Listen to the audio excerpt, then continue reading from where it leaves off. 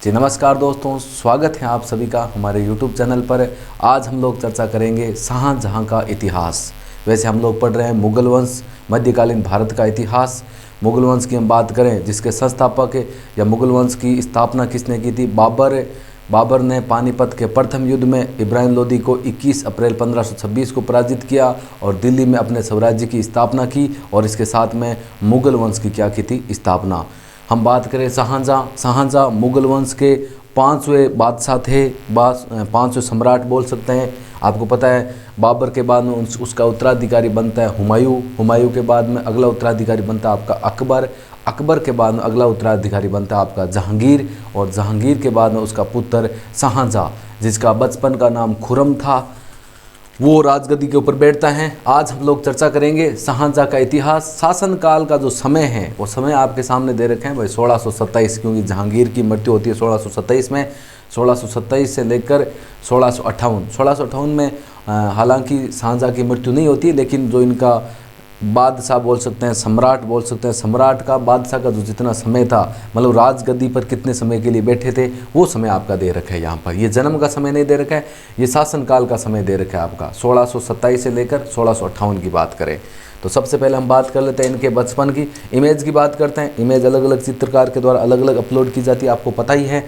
सबसे पहले हम बात करें शाहजहाँ के बचपन का नाम खुर्रम और पूरी उपाधि क्या थी उसके ऊपर भी हम लोग चर्चा कर लेंगे। जन्म हुआ कहाँ था आपका? लाहौर के किले में। लाहौर की बात करें, लाहौर में इनका जन्म हुआ था। जन्म कब हुआ था? 5 जनवरी 1592 ईस्वी को, 1592 को, 1592 को, जनवरी 1592 को लाहौर के किले, लाहौर जो कि वर्तमान में आपका पाकिस्तान में पड़ता है, वहाँ पर आपके शाहजहाँ, जिसको बचपन का नाम खुर्रम था, वहाँ पर उनका क्या हुआ था? जन्म हुआ था। आपको पता है इनके पिता का नाम तो आपको पता ही है, इनके पिता का नाम आपका जहांगीर है। माता के नाम की हम चर्चा करें, माता का नाम था जगत गोसाई। और जगत गोसाई की हम बात करें, जगत गोसाई मारवाड़ के जोधपुर के शासक थे, मोटा राजा उदय सिंह की पुत्री थी जगत गोसाई, जिनकी कोख से शाहजहाँ या खुर्रम पुत्र का जन्म होता है। वो मारवाड़ के शासक जोधपुर के राजा उदय सिंह की पुत्री थी। कौन? जगत गोसाई। और पिता की बात करें, पिता का नाम आपको पता है, क्योंकि इससे पहले जो आपके सम्राट थे वो आपके जहांगीर थे, तो पिता का नाम आपका हो गया जहांगीर। एक बात मैं आपको ये बता देता हूँ, आप दूसरी क्लास से देखते हो भाई, मुझे कोई एतराज़ी नहीं, आप क्लास मेरी देखो या नहीं देखो, लेकिन हम लोगों ने जो भी आपके नोट्स यहाँ पर उपलब्ध करवाए हैं वो एकदम सुव्यवस्थित नोट्स हैं। हम बात करें शाहजहाँ के जन्म से लेकर उसकी जब तक मृत्यु होती है, उससे संबंधित जितने भी मोस्ट इंपॉर्टेंट क्वेश्चन बनते हैं उनके ऊपर हम लोग चर्चा करते हैं। इसके अलावा हम टॉपिक के अलावा किसी अन्य बात पर चर्चा करते ही नहीं है। खुर्रम जो आगे जाके शाहजहाँ, उसका जो वास्तविक नाम था वो शाहजहाँ नहीं था, उसका शाहजहाँ जहांगीर के द्वारा दी गई एक उपाधि है, आपको मैं ये बता देता हूँ। उसका वास्तविक नाम खुर्रम था और खुर्रम अपने दादा सम्राट अकबर को अत्यंत प्रिय थे। आपको पता है इनके पिता का नाम जहांगीर था और इनके दादा का नाम अकबर था, अकबर को अत्यंत प्रिय थे। वैसे हम बात करें जहांगीर के पुत्र और भी बहुत थे, लेकिन बादशाह खुर्रम ही बनता है आपका, शाहजहाँ ही बनता है। अकबर को अपने भाई पोते की बात करें, खुर्रम से बहुत ज़्यादा लगाव था, ऐसे हम लोग बोल सकते हैं। आगे की चर्चा करते हैं हम लोग। सबसे पहले हम बात करते हैं इनकी शादी की बात करते हैं। खुर्रम की बात करें, खुर्रम की शादी कब होती है? खुर्रम की शादी, खुर्रम खां बोले भाई 1612 में इसकी शादी होती है। आसफ खां की पुत्री है, जिसका नाम है आपका अर्जुमंद बानो बेगम।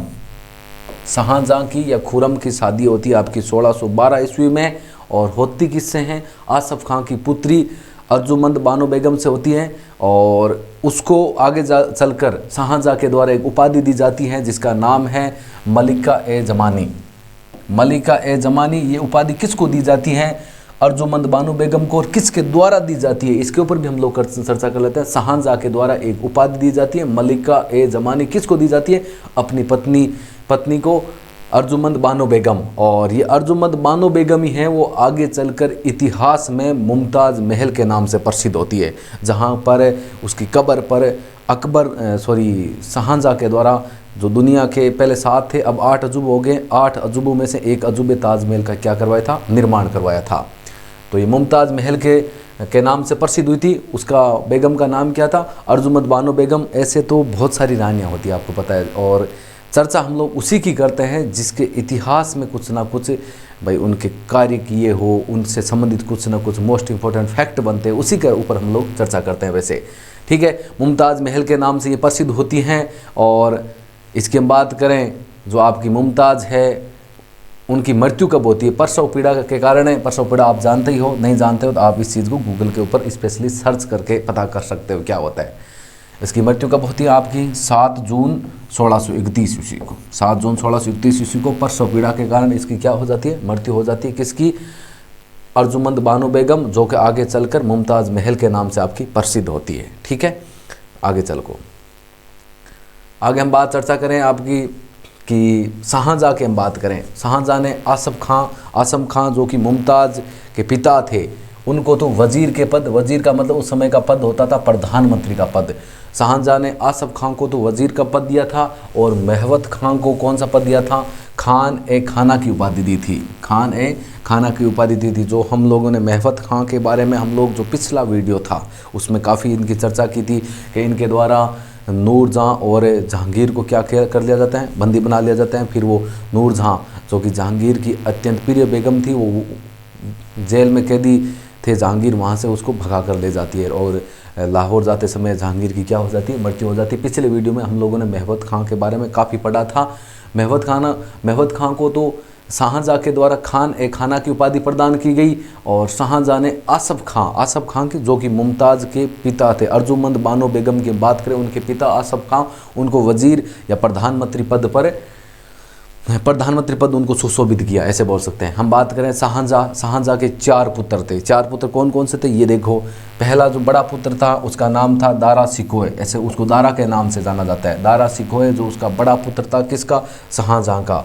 और दूसरा पुत्र था जिसका नाम था शाह शुजा, और तीसरा था औरंगजेब, और चौथे की बात करें मुराद। अब आगे चलकर हम लोग पढ़ेंगे किसके बारे में? औरंगजेब के बारे में पढ़ेंगे। क्यों पढ़ेंगे औरंगजेब के बारे में? क्योंकि अगला मुगल बादशाह आपका कौन बनेगा? औरंगजेब बनेगा। तो फिर इनके बारे में इतना क्यों नहीं पढ़ते? इनके बारे में सिर्फ हम लोग इतना ही पढ़ते हैं जितना इनसे संबंधित कोई मोस्ट इंपॉर्टेंट फैक्ट बनता है, और बाकी तो इतिहास में चर्चा इसी की होगी, क्योंकि शाहजहाँ के बाद अगला जो सम्राट बनता है वो आपका कौन बनता है? औरंगजेब बनता है। तो यहाँ पर हम चर्चा कर सकते हैं, आपको ये पूछ सकते हैं ऑप्शनली कि इनमें से शाहजहाँ का पुत्र कौन नहीं है। 3 ऑप्शन इनमें से दे देते हैं, एक आपका नहीं देते, दूसरा दे देते हैं, तो वहाँ पर आपको थोड़ी ज़रूरत पड़ती है। आपको पता भी होना चाहिए कि शाहजहाँ के 4 पुत्र थे। 4 पुत्र कौन कौन थे? दारा शिकोह, उसके बाद में शाह शुजा और औरंगजेब और मुराद। औरंगजेब की हम चर्चा करें, औरंगजेब आगे चलकर अगले बादशाह आपके बनते हैं, मुगल बादशाह अगले बनते हैं। अब हम चर्चा करते हैं राज्याभिषेक की बात करते हैं। राज्याभिषेक इनका कब होता है? 24 फरवरी 1628। कहीं कहीं पर आपको 14 फरवरी भी मिलता है, लेकिन आपकी एग्जैक्ट डेट वैसे हो जाएगी। इसमें को क्वेश्चन में, इस प्रकार के क्वेश्चन में आपको एग्जैक्ट डेट दी नहीं होती है, दी होगी तो ऐसे दिया होगा फरवरी 1628 दिया होगा, या सन, सीधा सन पूछा जा सकता है। 1628 आपसे क्या क्या जा सकता है? पूछा जा सकता है। तो इनका राज्याभिषेक कब होता है? राजगद्दी पर कब बैठते हैं? 24 फरवरी 1628 को शाहजहाँ का क्या हुआ था? राज्याभिषेक हुआ था। हुआ कहाँ पर था? आगरा में। आगरा में इनका क्या हुआ था? राज्याभिषेक। देखो इससे संबंधित क्यों 3 क्वेश्चन बन जाते हैं। कब हुआ था, कहाँ हुआ था, उस समय उन्होंने कौन सी उपाधि ली थी, ये भी इससे संबंधित बनता है। देखो उस समय राज्याभिषेक हुआ था शाहजहाँ का, खुरम का। उस समय उन्होंने अब्दुल मुजफ्फर शहाबुद्दीन मोहम्मद साहिब किरण ए सानी की उपाधि के साथ इनका राज्याभिषेक किया गया था। अब देखो कितनी बड़ी इनकी उपाधि दी गई थी। उपाधि है वो आपके सामने दे रखी है, अबुल मुजफ्फर शहाबुद्दीन मोहम्मद साहिब किरण ए सानी उपाधि के साथ इनका राज्याभिषेक किया गया था। फरवरी 1628 में इनका राज्याभिषेक हुआ था। कहाँ हुआ था? आगरा में इनका क्या हुआ था? राज्याभिषेक हुआ था। राज्याभिषेक होते ही आपको पता है ये अपने साम्राज्य को बढ़ाने का काम करेंगे, अपने साम्राज्य को मजबूत करने का काम करेंगे। तो जैसे इनका राजगद्दी पर बैठते हैं, राजगद्दी पर बैठने इन्होंने सबसे पहले क्या काम किया? इन्होंने सबसे पहले देखो राजगद्दी पर विराजमान होने के उपरांत उन्होंने खान जहां लोधी और नूरपुर के जमींदार जगत सिंह के विद्रोह का अंत किया। मतलब ये विद्रोह कर रहे थे भाई, आपको पता है कि विद्रोह तो करेंगे। जब आपकी जहांगीर की मृत्यु हो जाती है, राजगद्दी के ऊपर कोई बैठा नहीं था उसमें थोड़े टाइम के लिए, तो इनके द्वारा क्या होता है? एक तो था आपका खान जहां लोधी, क्योंकि बाबर ने इनके वंश को उखाड़ के ही दिल्ली में साम्राज्य को स्थापित किया था, और दूसरा था आपका नूरपुर के जमींदार थे जिनका नाम था जगत सिंह। उन्होंने क्या कर दिया, विद्रोह छेड़ दिया था इन मुगलों को भारत से बाहर भगाओ। सबसे पहले उसने काम किया था शाहजहाँ ने, इनका जो विद्रोह हो रहा था, जिस क्षेत्र में ये विद्रोह हो रहा था, उन विद्रोह को उसने क्या दबाने का काम किया। उसके बाद में पुर्तगालियों को भी उन्होंने युद्ध में क्या किया, पराजित किया। जैसे राजगद्दी पर बैठता है, पुर्तगालियों को भी उन्होंने युद्ध में क्या कर दिया, पराजित कर दिया। और अपने साम्राज्य को सुदृढ़ या मजबूत बनाने के लिए उसने गोलकुंडा क्षेत्र आपने नाम सुना ही होगा, बीजापुर और अहमदनगर पर क्या किए, उन्होंने आक्रमण किए। जहाँ जहाँ से उनके विद्रोह हो रहे थे उन सभी क्षेत्रों में उस शाहजहाँ के द्वारा विद्रोह को दबाया गया। सबसे पहले काम उन्होंने ये किया, क्योंकि उनको अपने साम्राज्य को सुदृढ़ और मजबूत बनाना था। मजबूत बनाने के लिए जितने भी राजा हो या कोई भी सूबेदार हो, यदि जो शाहजहाँ का विद्रोह कर रहे हैं तो पहले उन विद्रोह को दबाना सबसे ज़रूरी है। उसने सबसे अहम इसी को समझा। ठीक है, आगे चर्चा करते हैं। इसके बाद हम लोग आगे बात करें अपनी जो मुमताज़ महल है, हमने बात की थी अर्जुमंद बानो बेगम, जो आगे चलकर इतिहास में मुमताज़ महल के रूप में आपकी प्रसिद्ध होती है। अपनी बेगम मुमताज़ की याद में शाहजहाँ ने ताजमहल का निर्माण कहाँ पर करवाया था, आगरा में, वो भी उसकी कब्र के ऊपर। आपको पता है दुनिया में जैसे पहले थे 7 अजूबे, आज के समय में अब वर्तमान में आपके 8 अजूबे हो गए। 8 अजूबे में से एक अजूबा आपका ताजमहल है। और वो ताजमहल मुमताज़ उनकी बेगम थी, जिसका वास्तविक नाम था अर्जुमंद बानो बेगम। उनकी कब्र के ऊपर बनाया गया एक अजूबा है, और जिसका निर्माण किसने करवाया था, शाहजहाँ ने करवाया था, और जिसका नाम क्या है, ताजमहल है कहाँ पर, आगरा में। कहाँ पर है, आगरा में। आपने भ्रमण नहीं किया है तो भाई, मैं तो एक बार नहीं 2 बार मैं ताजमहल जाके भी आ चुका हूँ। आपको वहाँ पर ताजमहल के अंदर जो हम बात करें वहाँ कुछ नहीं मिलेगा। वहाँ सिर्फ एक कब्र, 2 कब्रें बनी हुई, एक कब्र बनी हुई, वैसे वो कब्र है किन की, वो कब्र बनी हुई है वहाँ पर मुमताज़ की। वास्तु की बात हम करें तो आसपास में और भी बहुत सारी उनके भाई किसी मंत्री की, प्रधानमंत्री की, वजीर के पद पर कार्य थे। भाई इनके पिता की साइड में दूसरी जगह भी आप देखने को मिलेगी, बहुत सारी कब्रें बनी हुई हैं। और आपने नहीं देखा है तो एक बार भ्रमण जरूर कीजिए। आगरा जब भी जाओ तो हम लोग ताजमहल को ज़रूर देख आएंगे। स्टूडेंट की बात करते हैं, स्टूडेंट की टिकट काफ़ी कम है, नॉर्मल मात्र लगभग 25 रुपये 50 रुपये इतने हैं। लेकिन एक नॉर्मल व्यक्ति जाता है तो समय के अनुसार उनकी टिकट रहती है। जिस समय भीड़ ज़्यादा होती है उसमें आपको पता है टिकट मौसम के अनुसार भी होता है। कभी कभी टिकट का रेट ज़्यादा भी होती है, कभी कभी आपकी कम होती है। लेकिन सामान्य भारतीयों के लिए लगभग 100 रुपये इतनी रहती है आपकी टिकट के रेट। इसके बाद हम चर्चा करें कि भाई ताजमहल की हम बात करें, ताजमहल आपका कहाँ पर है, आगरा में है। उसका निर्माण, उसकी कब्र, मुमताज़ महल की कब्र के ऊपर उन्होंने करवाया था। किसने करवाया था, शाहजहाँ ने। सबसे पहले हम बात करें कि ताजमहल की रूपरेखा किसने तैयार की थी, उसका नाम क्या था, उसका नाम था उस्ताद ईसा। इससे संबंधित क्वेश्चन आपका पूछा जाता है। उस्ताद ईसा की हम बात करें, उस्ताद ईसा आपके सामने या वो नाम गहरी लाइन के साथ में दे रखे हैं। उस्ताद ईसा ने ताजमहल की रूपरेखा तैयार की थी। हम रूपरेखा से संबंधित चर्चा करें, भाई निर्माण तो शाहजहाँ खुद थोड़ी करता है, उनके जितने भी अलग अलग मंत्री पद थे उनके द्वारा कार्य सौंपा गया था। लेकिन मुख्य भागीदारी किसकी थी उसकी हम चर्चा कर लेते हैं। ताजमहल की रूपरेखा तैयार करने का काम किया था उस्ताद ईसा ने। और हम वर्तमान से हम ऐसे बात करें, इंजीनियर की बात करें, इंजीनियर जो मुख्य इंजीनियर था वो था आपका उस्ताद अहमद हद लाहौरी। ऐसे बोल सकते हैं, उस्ताद अहमद लाहौरी बोल सकते हैं। इसमें दे रखे हैं ताजमहल निर्माण करने वाला मुख्य स्थापत्य कलाकार कौन था, ये था आपका उस्ताद अहमद हद लाहौरी। ऐसे आपको सही नाम ऐसे भी मिलता है, आपको कहीं अहमद नाम मिलता है, ऐसे अहमद हद भी मिलता है और अहमद भी मिलता है, उस्ताद अहमद लाहौरी बोल सकते हैं। और एक क्वेश्चन आपका ये भी बनता है, आपसे क्वेश्चन ये पूछें कि कौन सा शासन, किस मुगल काल के शासनकाल को स्थापत्य कला का स्वर्ण युग कहा जाता है, तो वो आपका शाहजहाँ का शासनकाल है। आपका किस मुगल शासनकाल की बात है, वो आपका शाहजहाँ का शासनकाल है। उसे स्थापत्य कला का स्वर्ण युग काल कहा जाता है, क्योंकि दुनिया में आपके 8 अजूबे हैं। 8 अजूबे में से एक अजूबा आपका ताजमहल है। इनका निर्माण शाहजहाँ के द्वारा किया करवाया गया था। और इसी स्थापत्य कला को देखकर मुगल वंश में स्थापत्य कला का जो शाहजहाँ का शासनकाल है उसे स्थापत्य कला का स्वर्ण युग कहा जाता है आपका। ठीक है, ये आपके ताजमहल से संबंधित ये क्वेश्चन हो गए। ताजमहल का निर्माण किसने करवाया, शाहजहाँ ने। किसकी याद में, अपनी बेगम मुमताज़, जिसका वास्तविक नाम था अर्जुमंद बानो बेगम की याद में करवाया गया था। वहाँ कहाँ पर करवाया गया था, आगरा में करवाया गया था। रूपरेखा किसने तैयार की थी, उस्ताद ईसा ने करवाई थी। और मुख्य स्थापत्य कलाकार कौन था, उस्ताद अहमद लाहौरी था आपका। ठीक है, आगे चर्चा करते हैं। आपने नाम सुना होगा मयूर सिंहासन। मयूर सिंहासन की हम लोग चर्चा कर लें, जिसको हम सामान्य भाषा में तख्त ए ताहूस के नाम से जानते हैं। मयूर सिंहासन या तख्त ए ताहूस का निर्माण भी किसने करवाया था? शाहजहाँ ने करवाया था। अब आपको मैं थोड़ा सा इसके बारे में बता देता हूँ। भाई ये मयूर सिंहासन था क्या, इससे संबंधित आपका कौन सा क्वेश्चन बनता है, उसके ऊपर भी हम लोग थोड़ी चर्चा कर लेते हैं। जो मयूर सिंहासन था, जिसको हम लोग तख्त ए ताहूस के नाम से जानते हैं, उसके जो मुख्य कलाकार थे बेबादल खां थे। कौन थे? बेबादल खां के द्वारा उसको निर्मित करवाया गया था। मयूर सिंहासन का निर्माण बहुमूल्य रत्नों और कोहिनूर हीरो से किया गया था। ये आपका जो सिंहासन है, बैठने का सिंहासन होता है, आपको पता है किस प्रकार ये निर्मित किया गया, जहाँ पर शाहजहाँ खुद विराजमान होते थे।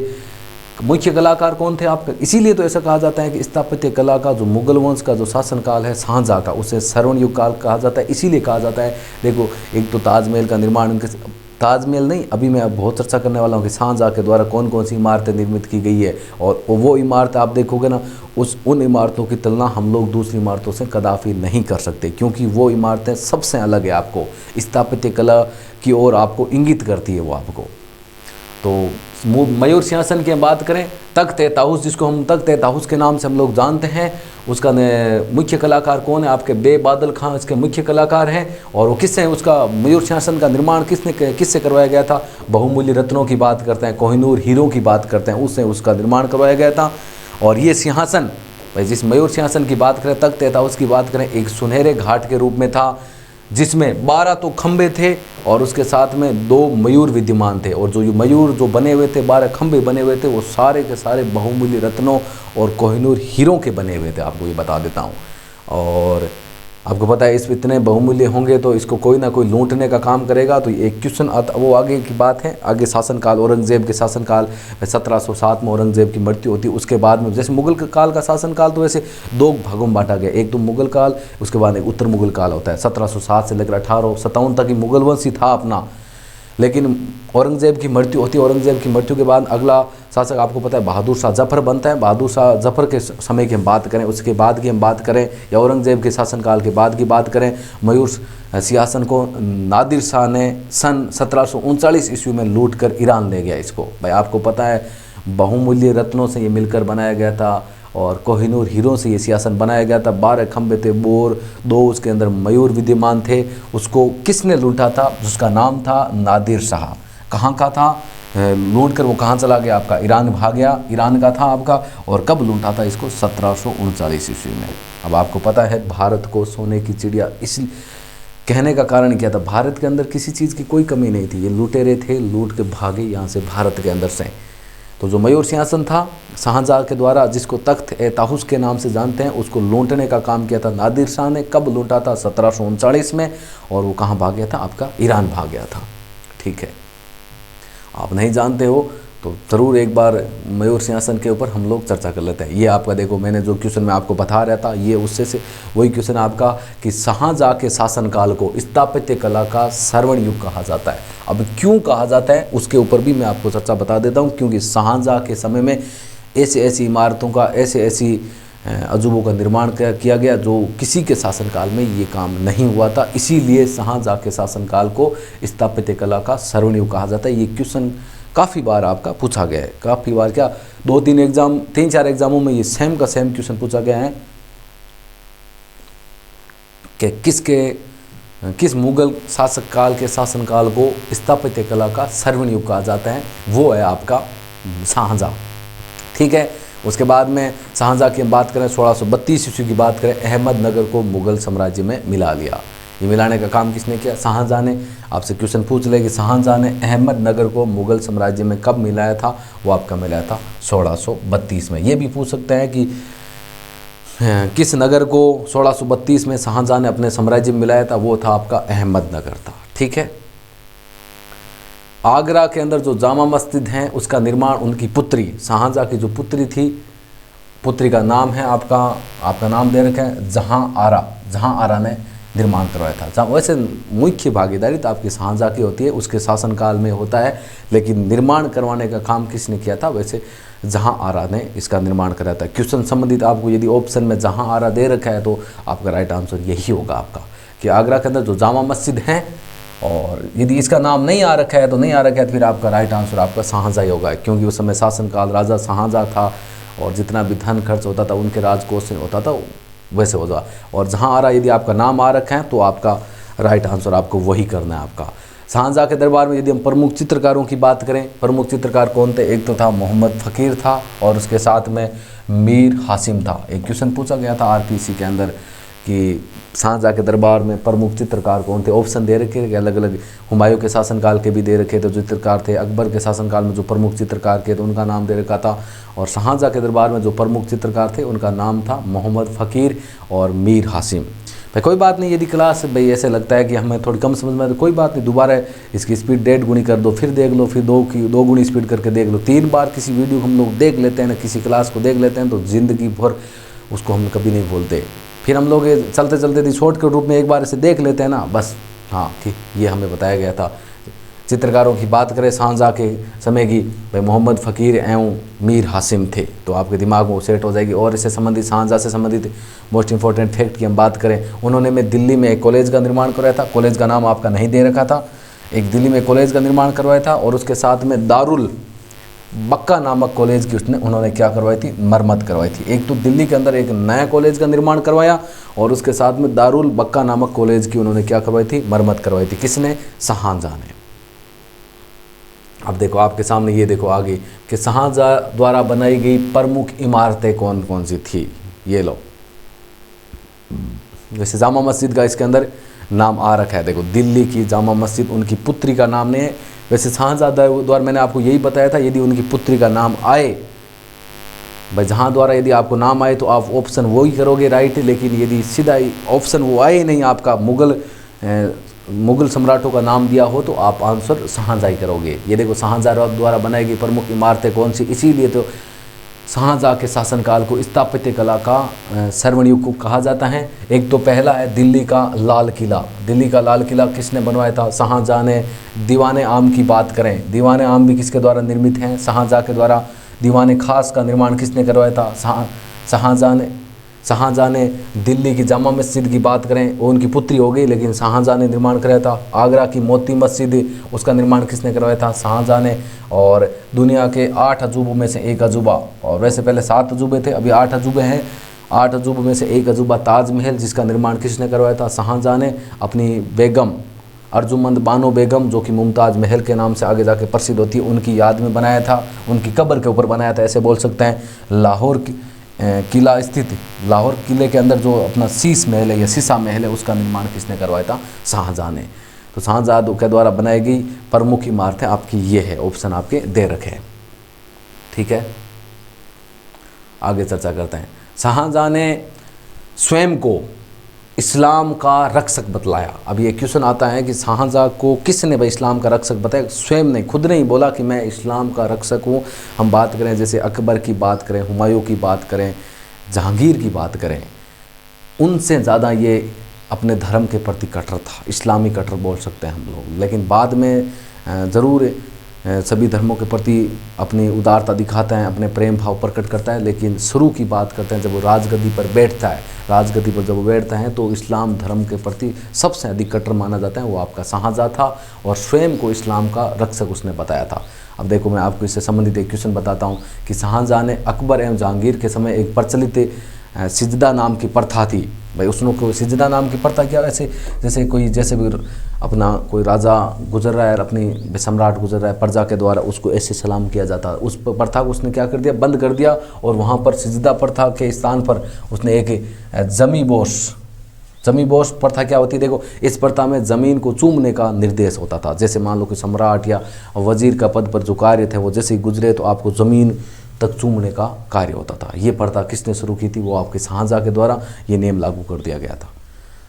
अकबर और जहांगीर के समय में तो आपकी वो सिजदा प्रथा थी। अब सिजदा प्रथा क्या होती है मैं आपको बता देता हूँ। थोड़ा सा ऐसे झुककर ऐसे सलाम करना होता था, लेकिन जो जमी बोस आपकी प्रथा है उसमें ज़मीन को चूमने का निर्देश होता था। आप जब भी वजीर के पद पर जो कार्यरत हैं या जो सम्राट है जैसे ही गुजरे तो आप ज़मीन चूम कर उनको क्या करो? सलाम करो, ऐसे बोल सकते हैं। अब आगे चर्चा करते हैं शाहजहाँ से संबंधित। सितंबर 1657 की बात करते हैं, सितंबर 1657 में शाहजहाँ गंभीर रूप से बीमार पड़ जाते हैं, बहुत ज़्यादा बीमार पड़ते हैं, बीमार पड़ जाते हैं, मृत्यु की अफवाह हो जब क्यों उस समय वो उनके अलपुत्र हैं, वो अलग अलग स्थानों पर अलग अलग क्षेत्रों में सूबेदार के रूप में थे। जैसे उनके बीमार पड़ने और मृत्यु का अफवाह फैलने का कारण उनके पुत्रों के बीच में पता चलता है भाई कि पिताजी या अपने जो सम्राट हैं वो बीमार पड़ गए हैं और उनकी कभी भी मृत्यु हो सकती है। जैसे उनको मृत्यु की अफवाह हो गई थी फैलने की, तो उनके पुत्रों के बीच में उत्तराधिकारी में अगला शासक कौन बनेगा, तो युद्ध प्रारंभ हो जाता है। सितंबर बात है, सितंबर 1657 की। शाहजहाँ बहुत ज़्यादा गंभीर बीमार पड़ जाता है, बीमार पड़ने और उनकी मृत्यु की अफवाह फैलती है। जैसे अफवाह फैलती है उनके पुत्रों के बीच में उत्तराधिकारी बनने के लिए युद्ध छिड़ जाता है। और कौन कौन से युद्ध होते हैं उनसे संबंधित मैं आपको बता देता हूँ। पहला युद्ध लड़ा जाता है आपका धर्मट का युद्ध। धर्मट का युद्ध आपका कब लड़ा जाता है, डेट है आपकी 15 अप्रैल 1658 ईस्वी को ये युद्ध लड़ा जाता है। उनका जो दारा सिको बड़ा पुत्र था, दारा बोल सकते हैं, बड़ा पुत्र दारा और औरंगजेब के मध्य धर्मट का युद्ध हुआ था। अब ये युद्ध किस लिए हुआ था, राजगद्दी को पाने के लिए युद्ध लड़ा गया था। धर्मट का युद्ध कब लड़ा जाता है, 15 अप्रैल 1658 को ये युद्ध लड़ा जाता है। शाहजहाँ के बड़े पुत्र दारा और औरंगजेब के बीच में धर्मट का युद्ध हुआ था और इस युद्ध में दारा की क्या होती है, पराजय होती है। ये युद्ध पहला युद्ध हो गया था। इसके बाद में अगला युद्ध होता है आपका सामूगढ़ का युद्ध। सामूगढ़ के युद्ध की हम बात करें, वो युद्ध होता है आगे, वो पहले अप्रैल में हुआ था, ये आपका मई को होता है। 29 मई 1658 ईस्वी को ये युद्ध हुआ था। वो उन्हीं दोनों के बीच में हुआ था, दारा और औरंगजेब के मध्य ये युद्ध लड़ा गया था। और इस युद्ध में भी दारा की क्या हुई थी, हार हुई थी। दो युद्ध हो गए, एक तो आपका धर्मट का युद्ध हो गया और दूसरा आपका सामूगढ़ का युद्ध हो गया। दोनों हुई युद्ध राजगद्दी को पाने के लिए हुआ था। वो आपका अप्रैल 1658 को हुआ था, ये आपका मई 1658 को हुआ है। दोनों ही औरंगजेब और दारा के मध्य हुआ। दोनों युद्धों में दारा की क्या हुई, आपका हार हुई है। याद रखना युद्ध का नाम, धर्मट का युद्ध और सामूगढ़ का युद्ध। इसके बाद में आगे चर्चा करें, अभी उत्तराधिकारी आपका बना नहीं है। उत्तराधिकारी का अंतिम युद्ध की हम बात करें भाई, उत्तराधिकारी का अंतिम युद्ध आपकी देवरियाई की घाटी में मार्च 1659 को ईस्वी में हुआ था। अब जो अंतिम युद्ध है, जब ये युद्ध होता है उस युद्ध के बाद में अपना अगला उत्तराधिकारी आपका बनता है। ये युद्ध लड़ा गया था मार्च 1659 ईस्वी को। ये युद्ध भी आपका किन किन के मध्य हुआ था, दारा और औरंगजेब के मध्य हुआ था। इस युद्ध में दारा आपका पराजित होता है और उसको इस्लाम धर्म की अवहेलना करने के अपराध में 30 अगस्त 1659 को हत्या कर दी जाती है। और हत्या किसके द्वारा की जाती है, औरंगजेब के द्वारा उसकी क्या कर दी जाती है, हत्या कर दी जाती है। उसके ऊपर इल्ज़ाम लगाया जाता है कि उसने इस्लाम धर्म की अवहेलना की है। इस्लाम धर्म की अवहेलना के अपराध में 30 अगस्त 1659 ईस्वी को दारा की हत्या कर दी जाती है। और हत्या किसके द्वारा की जाती है, आपको मैं ये बता देता हूँ, औरंगजेब के द्वारा इसकी हत्या की जाती है। अभी मैं आपको बता रहा था ना कि संबंधित जो क्वेश्चन बनते हैं ज़्यादा बनते नहीं है। जो उत्तराधिकारी बनेगा, अब आगे हम लोग जो वीडियो पढ़ेंगे ना, वो औरंगजेब का इतिहास पढ़ेंगे, क्योंकि इनका जो क्वेश्चन बनने वाले थे, ये धर्मट का युद्ध हो गया या आपका सामगढ़ का युद्ध हो गया, इन्हीं के ऊपर हम लोग चर्चा करने वाले थे। या जो आपका अंतिम युद्ध लड़ा गया था, या देवरिया की घाटी में जो युद्ध लड़ा गया था मार्च 1659 में, इस युद्ध में भाई औरंगजेब की विजय होती है और दारा युद्ध में पराजित होता है और उसे इस्लाम धर्म की अवहेलना करने के कारण 30 अगस्त 1659 ईस्वी को इसकी क्या करवा दी जाती है, हत्या करवा दी जाती है। इससे संबंधित इतने क्वेश्चन बनते हैं, ज़्यादा आपको गहराई में गुजारने की ज़रूरत है नहीं। और आगे जो हम पढ़ेंगे अगला वीडियो, उसमें हम लोग चर्चा करेंगे आपके औरंगजेब की। अब मैं आगे बता देता हूँ आपको एक क्वेश्चन आपका और ये भी पूछा गया है कहीं पर कि शाह बुलंद इकबाल के रूप में कौन जाना जाता था, उसका नाम था दारा सिकोय। दारा सिकोय कौन था, शाहजहाँ का बड़ा पुत्र था। शाह बुलंद इकबाल के रूप में कौन जाना जाता था, वो था आपका दारा सिकोय जाना जाता था, जो कि आपका शाहजहाँ का बड़ा पुत्र था। ठीक है, और ये देखो थोड़ा सा इसे इंपॉर्टेंट आपको मैं बता देता हूँ। अब होता क्या है कि भाई औरंगजेब की वास्तु कि भाई हाँ ठीक है, तबीयत ज़रूर ख़राब थी लेकिन उसकी मृत्यु होती नहीं है। औरंगजेब के द्वारा क्या किया जाता है कि 8 जून 1658 तक की हम बात करें, वैसे दारा की मृत्यु तो मार्च भाई उनकी मृत्यु 30 अगस्त 1659 में की जाती है, लेकिन औरंगजेब के द्वारा भाई जो औरंगजेब का विरोध कर रहे थे, उसके औरंगजेब ने जितने भी चाहे वजीर के पद पर थे, चाहे आपके खाना की उपाधि वाले जो भी थे ना, उनकी तो औरंगजेब ने क्या करवा दी थी, हत्या करवा दी थी। जो औरंगजेब का भाई पक्ष ले रहे थे उनकी तो हत्या नहीं करवाई, जो विपक्ष में थे उनकी सबकी क्या करवा दी, हत्या करवा दी। 8 जून 1658 की बात करें, एक तो औरंगजेब ने शाहजहाँ और वह उसकी पुत्री जिसका नाम था जहाँ आरा, हमने बात की थी, दिल्ली की जामा मस्जिद की बात करें जिसका निर्माण उनकी पुत्री जहाँ आरा के द्वारा करवाया गया, उनको उन्होंने क्या करवा दिया, बंदी बना दिया। कहने का मतलब हो गया औरंगजेब ने अपने पिता शाहजहाँ और अपनी बहन जहाँ आरा को बंदी बना दिया। कब बना दिया, 8 जून 1658 ईस्वी को, ठीक है। और इसके बाद आगे तो क्या है, बंदी बना दिया। कुछ सालों तक की हम बात करते हैं, कुछ सालों तक भाई किले के बाहर से या मतलब जेल की हम बात कर ले, जहाँ पर उनको बंदी बनाया गया था। आगरा के जिस किले में उनको कैद किया गया था, वहाँ पर उनको भाई असाधारण तरीके से, मान लो या साधारण सुविधा बोल सकते हैं हम लोग, उनको बाहर के किसी नॉर्मल थोड़ी बहुत उनको साधारण सुविधा मिल जाती थी और अपना जीवन यापन कर लेते थे दोनों ही। आगरा के किले में अपने कैदी जीवन के 8वें वर्ष लगभग उन्होंने अपने कैदी जीवन में कितने साल गुजारे थे, 8 साल गुजारे थे। अब हम लोग तैयारी करते हैं 1 साल हो जाता है तो बहुत ज़्यादा हो जाता है। आपको पता होगा 8 साल एक कैदी के रूप में जीवन जीना बहुत काफ़ी मुश्किल होता है, लेकिन थोड़ी बहुत उनको बाहर से असाधारण रूप से बोल सकते हैं, थोड़ी बहुत उनको सुविधा मिल रही थी दूसरे लोगों से, लेकिन अंत में क्या हो जाता है, औरंगजेब के द्वारा सारी सुविधा बंद करवा दी जाती है। उनको ठीक तरीके से खाना पीना भी नहीं मिलता है, जिसके कारण 8 वर्ष बाद में 22 जनवरी 1666 ईस्वी को लगभग उनकी आयु होती है 74 वर्ष की आयु में शाहजहाँ की क्या हो जाती है, मृत्यु हो जाती है आपकी। और हम लोग चर्चा कर रहे थे शाहजहाँ का इतिहास, अब इनकी मृत्यु होगी। जन्म से लेकर हम लोगों ने मृत्यु तक पढ़ लिए, जितने भी मोस्ट इंपॉर्टेंट फैक्ट थे उनके ऊपर हम लोगों ने चर्चा कर ली।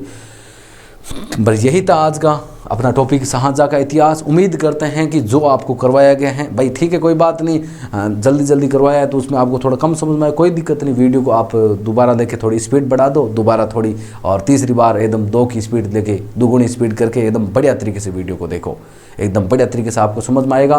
तो ये था आज का अपना टॉपिक है, शाहजहाँ के इतिहास। हम लोग पढ़ रहे हैं मध्यकालीन भारत का इतिहास, मुगल वंश, और आगे हम लोग चर्चा करेंगे भाई शाहजहाँ से संबंधित मोस्ट इंपॉर्टेंट 50 क्वेश्चन, और उसके बाद में आगे पढ़ेंगे औरंगजेब का इतिहास। वीडियो अच्छा लगा लाइक ज़रूर करें, शेयर करें। आपका लाइक और यूट्यूब चैनल का सब्सक्राइब भी हमारा प्रेम और प्यार है। आपका प्रेम और प्यार हमारे साथ हमेशा ऐसा बना रहे। Thank you. जय हिंद, जय भारत।